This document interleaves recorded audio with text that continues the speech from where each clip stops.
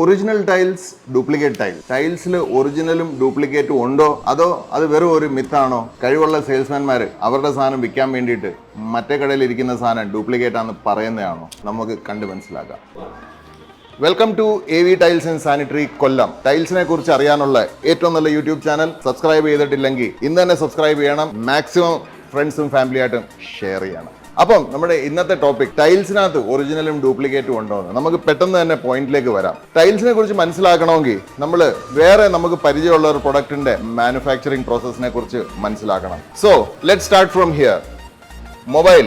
ഇന്ന് മൊബൈൽ കയ്യിലില്ലാത്ത ആരുമില്ല. 9ാം ക്ലാസ് വിദ്യാർത്ഥി മുതൽ റിട്ടയർ ആയവരുടെ കൈ വരെ മൊബൈലുണ്ട്. So let start with mobile. ഒരു മൊബൈൽ പ്രൊഡക്ഷൻ പ്ലാനിനകത്ത് ലെറ്റ്സ് സേ ഇതാണ് സ്റ്റാർട്ട് ഓഫ് പ്രൊഡക്ഷൻ, അതായത് മൊബൈൽ ഉണ്ടാകാൻ തുടങ്ങുന്ന പോയിന്റ്. ഇത് മൊബൈലിന്റെ ആ ബാച്ചിന്റെ എൻഡ് പ്രൊഡക്റ്റ്. അപ്പോൾ ഇതൊരു ബാച്ചാണ് നമ്മൾ കാണിച്ചിരിക്കുന്നത്. ഒരു ബാച്ചിനകത്ത് ചിലപ്പം 10,000 മൊബൈൽ കാണും. 10,000 മൊബൈൽ പ്രൊഡ്യൂസ് ചെയ്യുമ്പം അതിന്റെ പ്രൊഡക്ഷൻ ലൈൻ ഏകദേശം ഇതുപോലെ ഇരിക്കും. എന്ന് വെച്ചാൽ ആദ്യത്തെ മൊബൈലും 10,000 മൊബൈലും ഒരേ ക്വാളിറ്റി ആയിരിക്കും. അതിനകത്ത് ഒരു വ്യത്യാസവും കാണത്തില്ല. ഇതെല്ലാം ഒരേ വിലയ്ക്ക് കമ്പനിക്ക് വിൽക്കാൻ പറ്റും. പക്ഷേ ടൈൽസിന്റെ കേസ് വരുമ്പം ഒരു ബാച്ച്, അതായത് ശരാശരി ഒരു let's 1 lakh square feet, 1,00,000 square ഫീറ്റിന്റെ ഒരു ബാച്ച് ടൈൽ പ്രിപ്പയർ ചെയ്യുമ്പോൾ അതിന്റെ പ്രൊഡക്ഷൻ ലൈൻ ഇതുപോലല്ല കാണുന്നത്. അതിന്റെ പ്രൊഡക്ഷൻ ലൈൻ ഏകദേശം ഇതുപോലാണ് വരുന്നത്.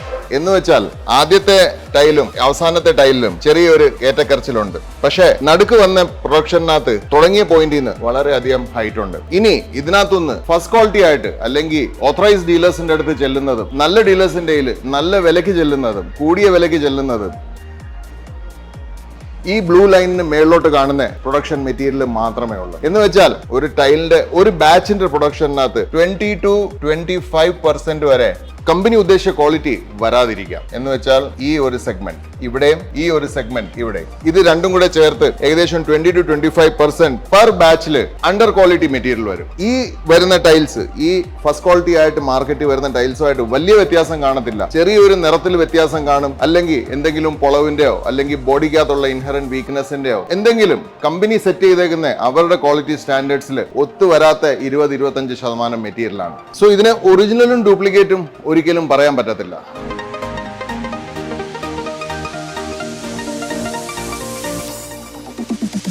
സോ ടൈൽസിനകത്ത് ഒറിജിനലും ഡ്യൂപ്ലിക്കേറ്റും ഇല്ല. ഡ്യൂപ്ലിക്കേറ്റ് മെറ്റീരിയൽ എന്നൊരു കാര്യം പറയുമ്പം നമ്മൾ മനസ്സിലാക്കേണ്ട കാര്യം എന്ന് വെച്ചാൽ ഒരു പ്രൊഡക്റ്റിനെ ഡ്യൂപ്ലിക്കേറ്റ്, അതിന്റെ വില കുറച്ച്, അതിന്റെ പാർട്സിന്റെ ക്വാളിറ്റി കുറച്ച് അറിഞ്ഞുകൊണ്ട് ഒരു പ്രൊഡക്ഷൻ നടത്തുമ്പോഴാണ് ഒരു സാധനം ഒറിജിനലും ഡ്യൂപ്ലിക്കേറ്റും ആവുന്നത്. ടൈൽ ബിസിനസ്സിനകത്ത് 10,000 കണക്കിന് ഫാക്ടറീസ് ഉണ്ടെങ്കിലും ഒരു ഫാക്ടറിയും ഡ്യൂപ്ലിക്കേറ്റ് ടൈൽ ഉണ്ടാക്കാമെന്ന് പറഞ്ഞ് ആരും സെറ്റ് ചെയ്യത്തില്ല. കാരണം ഒരു ഫാക്ടറി സെറ്റപ്പ് ചെയ്യേണ്ട കോസ്റ്റ് 6 crores and upwards ആണ്. 6 കോടി രൂപ കൊടുത്ത് ഡ്യൂപ്ലിക്കേറ്റ് സാധനം ആരും സെറ്റ് ചെയ്യത്തില്ല. ടൈൽസിന്റെ കേസിൽ അത് ചെയ്യേണ്ട ആവശ്യം ഇല്ല. കാരണം ഏതൊരു പ്രൊഡക്ഷൻ ഷെഡ്യൂളിലും ഏതൊരു ബാച്ചിനകത്തും നമുക്ക് ഒരു 20 to 25% സബ്സ്റ്റാൻഡേർഡ് മെറ്റീരിയൽ വരും. അത് ഒഴിവാക്കാൻ പറ്റാത്ത ഒരു കാര്യമാണ്. എത്ര നല്ല കമ്പനി ആണെങ്കിലും ചിലപ്പോൾ ഈ 20 to 25% എന്നുള്ള 10 to 15% ആയി കുറഞ്ഞേക്കാം. പക്ഷേ ടൈൽ ഒരു ബേക്ക്ഡ് മെറ്റീരിയൽ ആണ്. അതായത് നമ്മൾ ബ്രെഡ് ഉണ്ടാക്കുന്ന പോലത്തെ ഒരു പ്രോസസ് ആണ്. അപ്പൊ ഈ ബേക്കിംഗ് മെറ്റീരിയൽ ആയതുകൊണ്ട് ഇതിനകത്ത് സബ്സ്റ്റാൻഡേർഡ് മെറ്റീരിയൽ ഒഴിവാക്കാൻ പറ്റത്തില്ല. ഈ മെറ്റീരിയൽസ് ആണ് പല കടകളും എയിം ചെയ്യുന്നത്. കാരണം ഇത് വളരെയധികം വില കുറച്ചാണ് ഫാക്ടറീസ് വിൽക്കുന്നത്. കണ്ടാൽ ഒറ്റ നോട്ടത്തിൽ ഇതിനകത്ത് പ്രശ്നമൊന്നും തോന്നത്തുമില്ല. ഇത്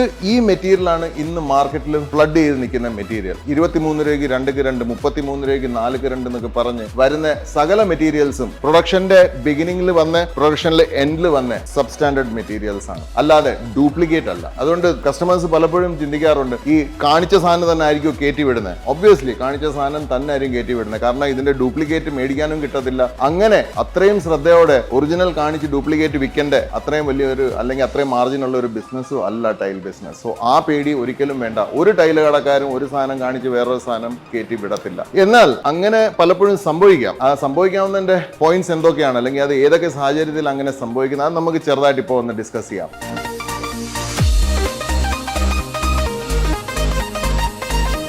പക്ഷേ ഐ ഹോപ്പ് ഈ ഒരു പ്രൊഡക്ഷൻ, ഒരു മൊബൈലിന്റെ മാനുഫാക്ചറിങ്, ഒരു ബാച്ച് മാനുഫാക്ചറിങ് ഗ്രാഫും ഒരു ടൈലിന്റെ ബാച്ച് മാനുഫാക്ചറിങ് ഗ്രാഫും നമ്മൾ കണ്ട് ഇത് മനസ്സിലായി കാണും. അതുകൊണ്ട് ഇനി എവിടെയെങ്കിലും പോയി നോക്കുമ്പോൾ വില ഒരുപാട് കുറവാണെങ്കിൽ നിങ്ങൾ മനസ്സിലാക്കണം ഇത് ബാച്ച് അല്ലെങ്കിൽ സബ്സ്റ്റാൻഡേർഡ് മെറ്റീരിയൽ, ഒരേ ബാച്ചിലെ സ്റ്റാൻഡേർഡ് കുറഞ്ഞ മെറ്റീരിയൽ ആണ്. അത് കമ്പനിയുടെ സ്റ്റാൻഡേർഡ് വെച്ചാണ്. യൂട്ടിലിറ്റിയിൽ ചിലപ്പോൾ അതിനകത്ത് ഒരു പ്രശ്നവും വരണമെന്നില്ല. വർഷങ്ങളോളം ആ ടൈലും കിടക്കും. ഇപ്പം നമ്മൾ ഉദ്ദേശിച്ച നിറത്തിനെക്കാട്ടിലും സ്വല്പം നിറം കുറഞ്ഞു പോയി, അല്ലെങ്കിൽ ഒരു സ്വല്പം അതിനകത്ത് പൊളവ് കൂടുതലുണ്ട്, ഇതൊന്നും റെഗുലർ കസ്റ്റമേഴ്സിന് നോട്ട് ചെയ്യാൻ പറ്റാത്ത കാര്യങ്ങളാണ്. നല്ല ഓത്തറൈസ്ഡ് ഡീലർഷിപ്പ്, നല്ല റെപ്യൂട്ടേഷൻ ഉള്ള ഡീലർഷിപ്സിൽ പോവുക, ഈ മെറ്റീരിയൽസ് അവർ ഒരിക്കലും എന്റർടൈൻ ചെയ്യത്തില്ല. എവി ടൈൽസ് ആൻഡ് സാനിറ്ററി 25 വർഷമായി കൊല്ലത്ത് നിന്ന് ഇന്നേ വരെ ഒരു പീസ് പോലും വൺ ടൈം മെറ്റീരിയൽസ് അല്ലെങ്കിൽ sale material, factory sale material ഇവിടെ ഇറക്കിയിട്ടില്ല. അതുകൊണ്ട് എവി ടൈൽസ് ആൻഡ് സാനിറ്ററി മാത്രമല്ല, ഇതുപോലെ ഒരുപാട് വലിയ സ്ഥാപനങ്ങളുണ്ട്. അവർക്ക് ഇത് ചെയ്യേണ്ട ആവശ്യമില്ല. കാരണം അവർക്കുള്ള കസ്റ്റമേഴ്സ് എപ്പോഴും ക്വാളിറ്റി മെറ്റീരിയൽ നോക്കി വരുന്ന കസ്റ്റമേഴ്സ് ആണ്. ഇനി നമുക്കൊരു ചെറിയൊരു ഡിസ്കഷനിലേക്ക് പോവാം. അതായത് ഫസ്റ്റ് കാണിച്ച് സെക്കൻഡ് കയറ്റി വിട്ടു എന്നുള്ളതിന്റെ ആക്ച്വലി കടയിൽ സംഭവിക്കുന്ന എന്തുവാന്നുള്ളത്.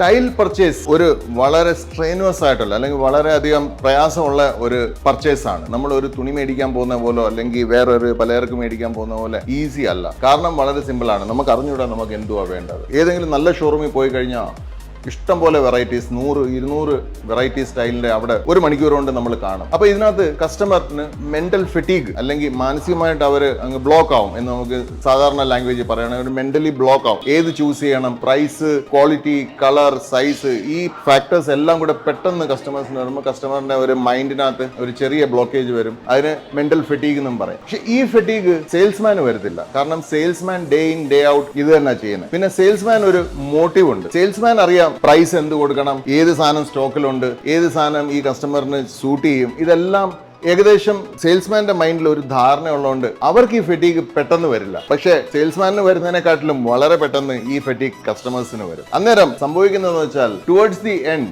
അല്ലെങ്കിൽ കുറെ കഴിഞ്ഞിട്ട് സെയിൽസ്മാൻ പറയുന്ന പല കാര്യങ്ങളും കസ്റ്റമേഴ്സ് രജിസ്റ്റർ ചെയ്യത്തില്ല. അവരുടെ മൈൻഡിൽ അത് നിൽക്കത്തില്ല. സോ ആദ്യം പറഞ്ഞ ലെറ്റ്സ് സേ 1 മണിക്കൂർ കസ്റ്റമർ കടയിൽ സ്പെൻഡ് ചെയ്തെന്ന് വെച്ചോ, ഒരു 40 മിനിറ്റ്സ് വരെയുള്ള കാര്യങ്ങളൊക്കെ അവർക്ക് വ്യക്തമായിട്ട് ഓർമ്മ കാണും. ഒരു ലാസ്റ്റ് 20 മിനിറ്റ്സിൽ ചെയ്ത ഡിസ്കഷൻസ് പലപ്പോഴും അവരുടെ മൈൻഡിൽ വരാറില്ല. ചിലപ്പോൾ ആ സമയത്ത് ഉണ്ടാക്കിയ ചേഞ്ചസ് അല്ലെങ്കിൽ ലാസ്റ്റ് മൊമെന്റിൽ ഒരു ബാത്റൂം മാറ്റി അല്ലെങ്കിൽ ഒരു ബാത്റൂം സ്വാപ്പ് ചെയ്ത്, അതായത് ചെറിയ ബാത്റൂമിനുള്ള ടൈൽ വലിയ ബാത്റൂമിനും വലിയ ബാത്റൂമിനുള്ള ചെറുതിനും വെച്ച് അങ്ങനെയുള്ള ഡിസ്കഷൻസ് വരുമ്പോഴാണ് പലപ്പോഴും, അല്ലെങ്കിൽ 4 ബാത്റൂം ഉണ്ട് അതിൽ 6 ബാത്റൂം ഷോർട്ട് ലിസ്റ്റ് ചെയ്തു, അപ്പം 2 ടൈൽ ഡിസ്കാർഡ് ചെയ്യണം, അത് ഏത് ടൈലാണ് ഡിസ്കാർഡ് ചെയ്തത്, ഈ തീരുമാനങ്ങൾ ഏറ്റവും അവസാനമാണ് ഉണ്ടാവുന്നത്. അങ്ങനെയുള്ള കേസസിലാണ് പലപ്പോഴും കസ്റ്റമർ ഓർക്കത്തില്ല ഇത് ഏതായിരിക്കും പറഞ്ഞത്. പക്ഷെ പറയാതിരിക്കാൻ പറ്റത്തില്ല, പല കടയിലെ ഓവർ സ്മാർട്ട് ആയിട്ടുള്ള സെയിൽസ്മാൻ ഈ ഒരു ഫെറ്റീഗിനെ മുതലെടുക്കുകയും ചെയ്യും.